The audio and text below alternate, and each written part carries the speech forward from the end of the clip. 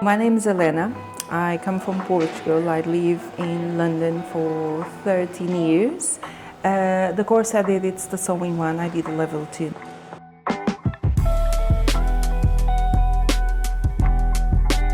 When I was a teenager, I was actually studying arts.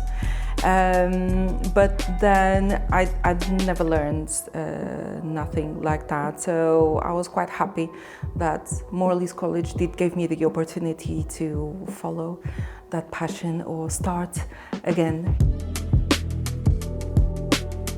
I really enjoyed Josephine's class. She's absolutely fantastic. She's always in a good mood. She's always cracking a joke. We have learned how to budget from if we need to buy a sewing machine, all the materials, if we need to buy a table, even things like as ironing something. We do spend electricity, so we've looked at the little details.